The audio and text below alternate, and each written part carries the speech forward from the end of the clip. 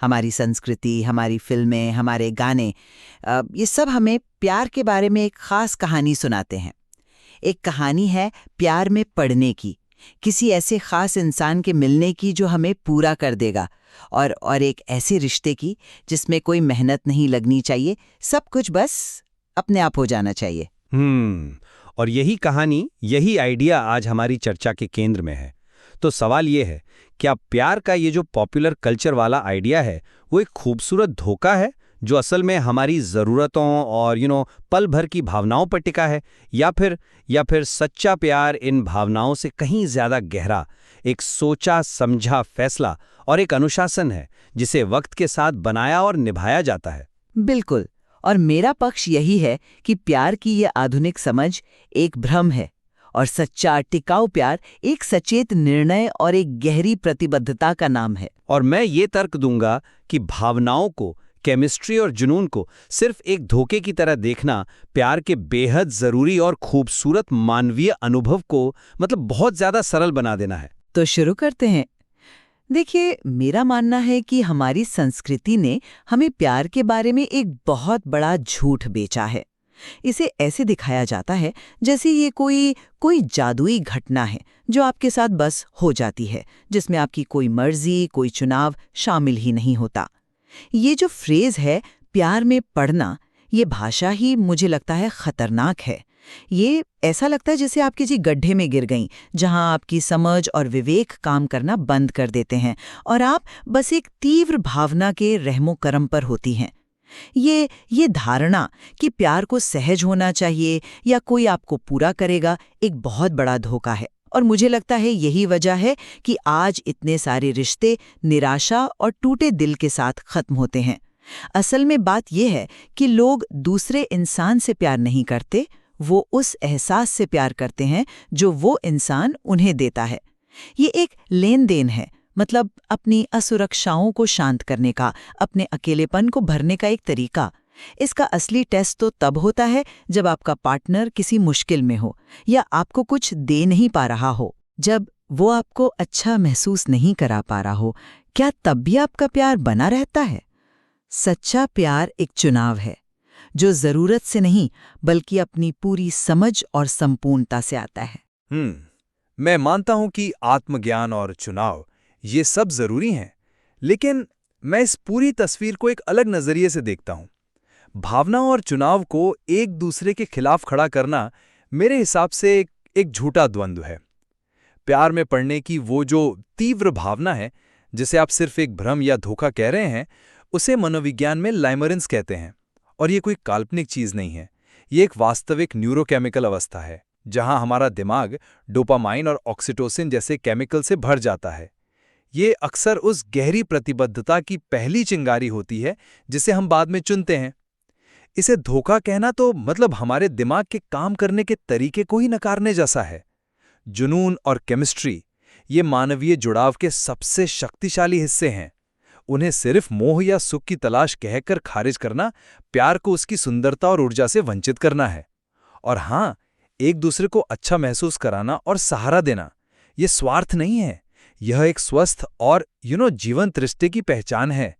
इसे सिर्फ लेन देन कहना एक बहुत ही निराशावादी और सच कहूं तो अमानवीय सोच है। ओके, आपने लाइमरेंस और न्यूरोकेमिस्ट्री की बात की और ये एक बहुत अच्छा पॉइंट है, लेकिन मैं इसे एक अलग दृष्टिकोण से देखती हूँ। ये जो केमिकल रिएक्शन है, ये असल में प्रकृति का तरीका है ये सुनिश्चित करने का कि प्रजाति आगे बढ़ें। ये एक आदिम ड्राइव है जो हमें किसी के साथ जुड़ने के लिए प्रेरित करती है। लेकिन सवाल ये है कि क्या ये आदिम ड्राइव आज के ज़माने में लंबी मोनोगेमस पार्टनरशिप बनाने के लिए काफ़ी है? मेरे ख्याल से नहीं। जब आप इस अस्थायी एहसास के नशे में जीवन का इतना बड़ा फैसला लेते हैं, तो आप खुद को विफलता के लिए तैयार कर रही होती हैं। हमारी सारी कहानियाँ, फिल्में, गीत सब हमेशा प्यार में पड़ने पर ख़त्म हो जाते हैं। लेकिन कोई भी रिश्ते के 7वें साल की कहानी नहीं बताता। उस वक्त की कहानी जब शुरुआती जुनून और केमिकल का तूफान शांत हो जाता है और सिर्फ हर दिन एक दूसरे को चुनने का अनुशासित निर्णय बचता है। क्या वो प्यार नहीं है? मेरे हिसाब से असली प्यार तो वहीं से शुरू होता है। यह एक दिलचस्प बात है, हालांकि मैं इसे अलग तरह से कहूंगा। आप जिसे अस्थायी नशा कह रहे हैं, मैं उसे एक डेटा पॉइंट कहता हूं। ये पढ़ना या लाइमरेंस विवेक का खत्म होना नहीं है, बल्कि एक गहरा भावनात्मक और जैविक संकेत है जो हमें बताता है कि हाँ, यहाँ एक मजबूत जुड़ाव की संभावना है। ये पूरी कहानी नहीं है, मैं मानता हूं, लेकिन ये कहानी का पहला सबसे जरूरी अध्याय है। आप ये उम्मीद कैसे कर सकते हैं कि कोई इंसान रिश्ते की शुरुआत से ही पूरी तरह से तर्कसंगत और एक मूल्यों की चेकलिस्ट बनाकर पार्टनर चुनेगा? ये अस्वाभाविक है। भावनाएं हमें उस व्यक्ति की ओर खींचती हैं जिसके साथ हम एक तर्कसंगत चुनाव करने का मौका पा सकते हैं।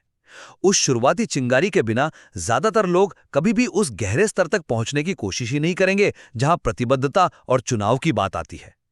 उस भावना को खारिज करना मतलब उस पुल को ही जला देना है जो हमें प्रतिबद्धता के शहर तक ले जाता है। मैं आपके पुल वाले तर्क से पूरी तरह सहमत नहीं हूं, क्योंकि यहाँ बात रिश्ते की नींव की हो रही है। अगर नींव ही अस्थायी भावनाओं और केमिकल्स पर रखी गई है तो इमारत कैसे टिकेगी? सवाल ये नहीं है कि भावनाएं मौजूद हैं या नहीं, बिल्कुल हैं। सवाल ये है कि वो आपके फैसले को किस हद तक चला रही हैं। चलिए इसे और साफ करते हैं। आज की डेटिंग ऐप कल्चर को देखिए, ये पूरी की पूरी इसी केमिकल हिट पर बनी है। हर नया मैच, हर नया मैसेज एक छोटा डोपामाइन रश देता है। ये लोगों को एक एहसास का पीछा करने के लिए ट्रेन करता है, न कि एक इंसान के साथ गहरा रिश्ता बनाने के लिए। और यही लेन देन है कि जब तक तुम मुझे ये हिट देते रहोगे तब तक मैं तुम्हारे साथ हूं। असली सवाल तो ये है, क्या आप उस व्यक्ति से इसलिए प्यार करती हैं कि वो कौन है, या इसलिए कि वो आपकी जिंदगी में क्या भूमिका निभा रहा है? आपकी असुरक्षा को शांत करना, आपके खालीपन को भरना? क्योंकि असली परीक्षा तब होती है जब वो ये भूमिका निभाना बंद कर दे। क्या आप तब भी उन्हें चुनती हैं जब वे संघर्ष कर रहे होते हैं, जब वे बीमार होते हैं, जब वे आपको वो भावनात्मक संतुष्टि नहीं दे पाते जिसके आप आदी हो चुके हैं? यही असली प्यार और एक सुविधाजनक व्यवस्था के बीच का फर्क है। एक मिनट, यहां मुझे कुछ खटक रहा है। आप जिस लेन देन की बात कर रहे हैं वो प्यार का एक बहुत संकीर्ण और निराशावादी नजरिया है। एक रिश्ते में आपसी खुशी और लाभ को सुविधा का समझौता कहना प्यार की पूरी खूबसूरती को ही खत्म कर देता है। इंसान स्वाभाविक रूप से ऐसे साथी चाहते हैं जो उन्हें खुश, समर्थित और सुरक्षित महसूस कराएं। ये धोखे का नहीं, बल्कि एक स्वस्थ साझेदारी का संकेत है। क्या ये कहना गलत है कि मैं तुम्हारे साथ रहना चाहता हूं क्योंकि तुम मेरी दुनिया को बेहतर बनाते हो?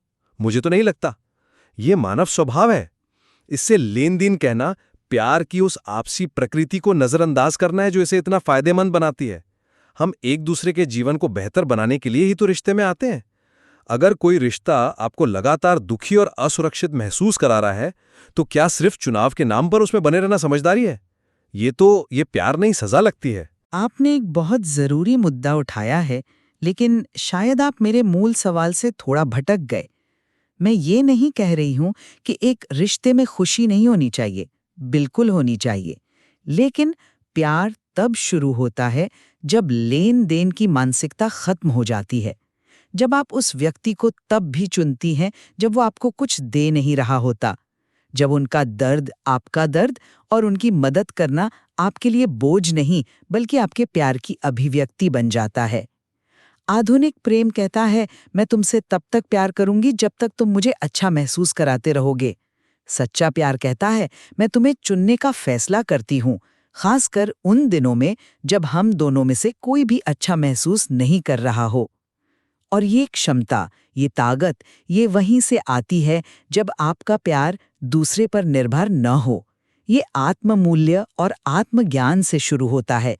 आप वो दे ही नहीं सकती जो आपके पास खुद नहीं है। और यहीं पर हमारा नजरिया फिर से अलग हो जाता है। आप आत्म प्रेम और आत्मज्ञान को रिश्ते में आने की एक पूर्व शर्त के रूप में देखते हैं, जैसे ये कोई एंट्रेंस एग्जाम हो जिसे पास किए बिना आप प्यार करने के लायक ही नहीं है। मैं इसे एक सतत प्रक्रिया के रूप में देखता हूं जो रिश्तों के भीतर भी चलती है और शायद ज्यादा तेजी से चलती है। ये कहना कि आपको प्यार में आने से पहले पूरी तरह से संपूर्ण या आत्मज्ञानी होना चाहिए एक अवास्तविक और लगभग असंभव मानक है। हम इंसान हैं, कोई प्रोजेक्ट नहीं जो पूरे हो जाएं। कभी कभी एक प्यार भरा सहायक रिश्ता ही हमें खुद को बेहतर ढंग से समझने और हमारे पुराने घावों को भरने में मदद करता है। हम लोगों के साथ विकसित होते हैं, उनसे मिलने से पहले ही पूरी तरह से विकसित होकर नहीं आते। ये उम्मीद करना कि केवल पूरी तरह से आत्मजागरूक लोग ही सच्चा प्यार पा सकते हैं, प्यार को कुछ चुनिंदा प्रबुद्ध लोगों तक सीमित कर देता है, जबकि ये एक सार्वभौमिक मानवीय अनुभव है। एक साथी का प्यार हमें खुद के उन हिस्सों को देखने में मदद कर सकता है जिन्हें हम अकेले कभी नहीं देख पाते। नहीं, मैं ये नहीं कह रही कि विकास रिश्ते में नहीं होता, बिल्कुल होता है। लेकिन आप एक खाली कप से पानी नहीं डाल सकती। अगर आप अपने आत्ममूल्य के लिए, अपनी खुशी के लिए पूरी तरह से अपने साथी पर निर्भर हैं, तो रिश्ता प्यार का नहीं बल्कि एक तरह की बंधक स्थिति बन जाता है। आप उस व्यक्ति को खोने से इतना डरेंगी कि आप कभी भी प्रामाणिक नहीं हो पाएंगी। आप हमेशा वही करेंगी जिससे उन्हें खुशी मिले, ताकि वे आपको छोड़कर ना जाएं। ये प्यार नहीं है, ये डर है। आत्मज्ञान आपको इस डर से मुक्त करता है। ये आपको एक ऐसे बिंदु पर लाता है जहां आप कह सकती हैं, मैं तुम्हें चाहती हूं, लेकिन मुझे अपनी खुशी या अपने वजूद के लिए तुम्हारी जरूरत नहीं है। और उस चाहत में, उस जरूरत के अभाव में असली चुनाव और असली प्यार का जन्म होता है। जब दो अधूरे लोग एक दूसरे को पूरा करने की उम्मीद में साथ आते हैं, तो वे एक पूरा रिश्ता नहीं बल्कि एक पूरी उलझन पैदा करते हैं। यह एक आकर्षक तर्क है, लेकिन क्या आपने इस पर विचार किया है कि अटैचमेंट थ्योरी भी यही बताती है कि हम दूसरों के साथ जुड़ाव में ही खुद को सुरक्षित महसूस करते हैं। एक सुरक्षित रिश्ता हमें बाहर की दुनिया में ज्यादा बहादुर और स्वतंत्र बनाता है। आपका जो मॉडल है, जिसमें दो पूरी तरह से आत्मनिर्भर लोग एक साथ आते हैं, वो बहुत अलग-थलग और अकेला लगता है। क्या हम एक दूसरे पर निर्भर नहीं हो सकते? क्या एक दूसरे की जरूरत होना हमेशा कमजोरी ही होता है? कभी-कभी यह कहना कि मुझे तुम्हारी जरूरत है, प्यार का सबसे गहरा इजहार हो सकता है। यह दिखाता है कि आप कितने वल्नरेबल होने को तैयार हैं। आपकी संपूर्ण व्यक्ति वाली बात एक आदर्श हो सकती है, लेकिन यह इंसानी हकीकत नहीं है। हकीकत यह है कि हम सब अधूरे हैं और हम एक दूसरे की मदद से ही थोड़ा और पूरा होते हैं। प्यार उस प्रक्रिया का नाम है, मंजिल का नहीं। तो अंत में मेरा मानना है कि हमें उस कहानी पर सवाल उठाने की जरूरत है जो हमें प्यार के बारे में बेची गई है। यह सिर्फ एक जुनून या एक भावना से कहीं बढ़कर है। यह एक सचेत विकल्प है, एक प्रतिबद्धता है जो खुद को जानने और खुद से प्यार करने से शुरू होती है। यह किसी को इसलिए चुनने के बारे में है कि वो कौन है, अपनी तमाम खामियों और संघर्षों के साथ, न कि इसलिए कि वो आपको कैसा महसूस कराता है। और सबसे जरूरी या मुश्किल समय में, जब भावनाएं कम हो जाती हैं, तब भी उस विकल्प पर टिके रहना है। और मेरा दृष्टिकोण ये है कि हमें भावनाओं की शक्ति और वैधता को कम नहीं आंकना चाहिए। प्यार में पड़ना एक धोखा नहीं है, बल्कि एक गहरा और जरूरी मानवीय अनुभव है जो स्थायी प्रतिबद्धता की नींव हो सकता है। एक स्वस्थ रिश्ते में भावना और विकल्प दोनों का स्थान होता है, जुनून की गर्मी भी और प्रतिबद्धता की स्थिरता भी। एक को दूसरे के खिलाफ खड़ा करना एक झूठा विकल्प है। सच्चा प्यार मेरे हिसाब से इन दोनों को एक साथ थामे रखने की कला है। ये साफ है कि प्यार को समझने में भावना की भूमिका और प्रतिबद्धता के चुनाव के बीच एक गहरा तनाव है। ये कोई आसान विषय नहीं है और शायद इसका कोई एक सही जवाब भी नहीं है।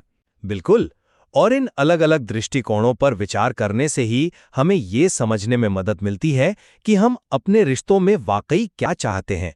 और ये एक ऐसी बातचीत है जिस पर सोचने और खोजने के लिए हमेशा और भी बहुत कुछ रहेगा।